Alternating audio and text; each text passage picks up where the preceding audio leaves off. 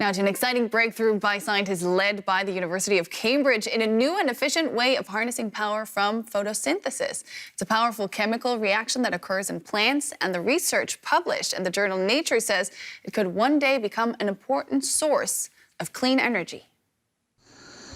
At the beginning of photosynthesis, there's an explosion of energy, like at the source of a river. Extracting the energy from this stage has proved impossible so far.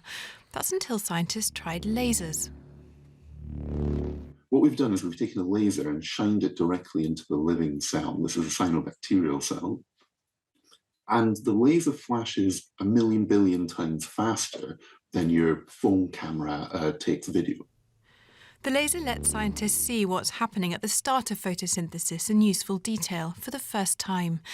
The laser showed the working of the electronics of the cell. That gave researchers a target. Once captured, the electrons were chaperoned out by a molecule shown here by the white dots. You can't get better efficiency than taking it right at the beginning of the photosynthetic chain. Because we're taking it right from the beginning of the chain, we can reach the maximum efficiency possible. In the experiment, a dinner plate-sized amount of the bacteria powered a computer for 6 months. This kind of efficiency is helped by how good plants are at soaking up sunlight. Plants absorb 100% of light from the visible spectrum of the sun. Compare that to solar panels, which absorb nearly a third less. The way plants get energy from the sun is through photosynthesis. In photosynthesis, plants take carbon dioxide from the air. Along with water and with the help of sunlight and chlorophyll, they turn it into sugar and oxygen. These end products mean the chemical reaction forms the basis of most life on Earth. Plants use some of the energy they capture for functions like growing, moving towards or away from sunlight, or for distributing nutrients around their stems, stalks and leaves. But not all of the energy absorbed is used, so scientists say the electrons taken from the plants are spare. Now, what the next challenge is to design agents by which we can move that electron to your phone or to an electrode. The new energy could look like solar panels, or a bioreactor like a brewery. Fascinating stuff. Let's get some more insights and bring in Tommy Bakey. You just saw him there in the report. Mr. Bakey, thank you so much for coming into the show. This is a remarkable discovery. How did you come up with the idea? Well, we were actually sitting in a bar where we came up with this idea.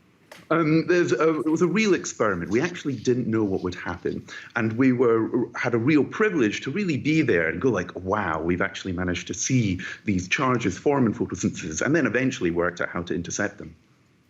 You've come about what everyone seems to be desperately looking for right now, a powerful source of quite literally green energy.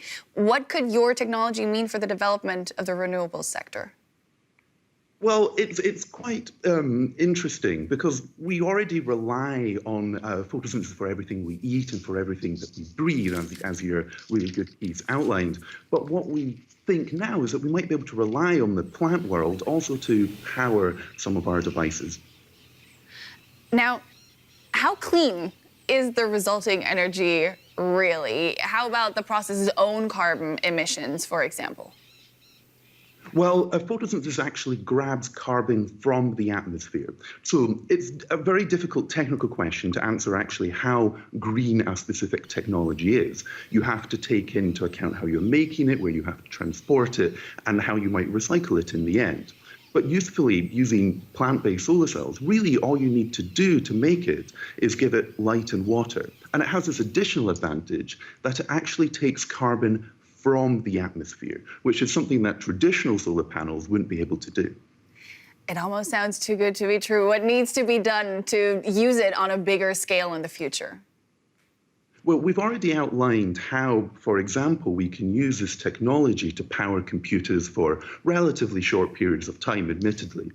But when we push something out to the real world, we have to consider what's called the levelized cost of electricity. So the amount it costs to make it and install it, and the efficiency that you get out, the power that you get out. That comes into what's called the levelized cost of energy. Now, we can't claim that we're ever going to be as efficient as a silicon photovoltaic, But what we can claim is that it could lead to incredibly cheap solar panels, because you can just add, as I said before, add light and water, and you get quite a good solar cell. So hopefully being able to use the abundance of water and light that we have on this planet, we can develop really, really cheap solar panels all around the world without expensive manufacturing processes. What other areas of application are you looking at for your findings? Well, photosynthesis has been used for humans for hundreds of thousands of years to produce food, to produce fuels, and to produce useful materials. But now what we've outlined is maybe a new paradigm where we can use it for electricity production and for a whole swathe of different electronic processes too. Tommy Bakey from the University of Cambridge, thank you so much. Thank you very much.